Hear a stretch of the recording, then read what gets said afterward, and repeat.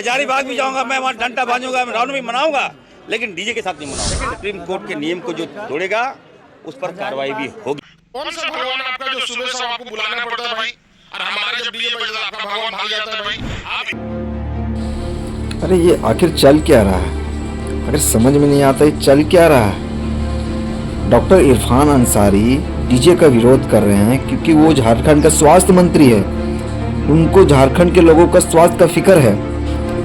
वो डीजे से कितने लोगों का हार्ट का केस आया है, जिससे डीजे की वजह से मौतें हुई है, स्वास्थ्य में परेशानियां होती है।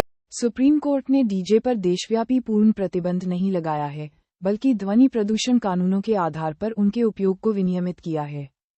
सुप्रीम कोर्ट ने उत्तर प्रदेश में डीजे पर लगे पूर्ण प्रतिबंध को हटाते हुए संचालकों को ध्वनि नियमों का पालन करने का निर्देश दिया है।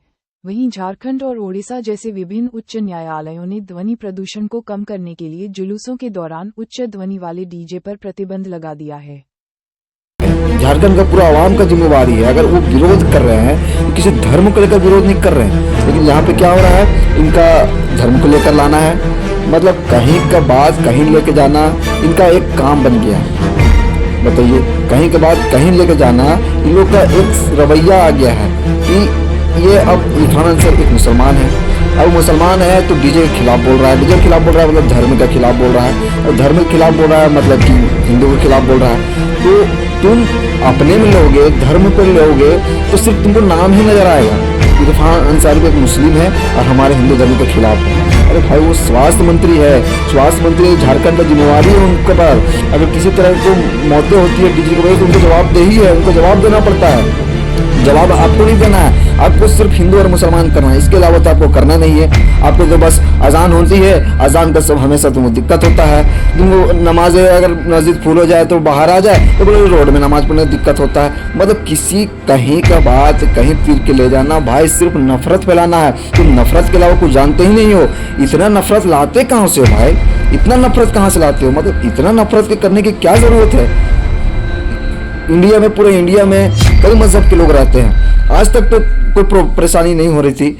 अगर जो व्हाट्सएप यूनिवर्सिटी तुम लोग का चल रहा है ना, इतना नफरत हो गया। आम हिंदू जो सिर्फ शांति चाहता है, एक दूसरे से मोहब्बत से रहना चाहता है, उसको भी तुम लोग धीरे धीरे जहर घोल के मतलब एक दूसरे के खिलाफ कर रहे हो और मीडिया को सिर्फ आग में झोंकने का काम कर रहे हो। इसके अलावा तो तुम लोग कर नहीं रहे हो कुछ।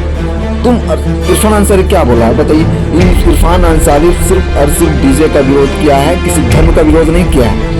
डीजे का विरोध करने का कारण है कि वो स्वास्थ्य मंत्री है, डॉक्टर है। अब वो मंत्री है, जवाबदेही उनका है, तो वो कहाँ से डीजे की वजह से कितना इफेक्ट होता है तो जवाबदेही तो उनका है। उनका जो विरोध करना है तो भाई तो उसका हक है, तो वो करेगा ही विरोध। लेकिन तुम इसको धर्म से जोड़ोगे और सिर्फ नफरत फैलाओगे। देखना पसंद नहीं करते तुम लोग मुसलमान, देखना नाम से तुम लोग को नफरत हो गया है।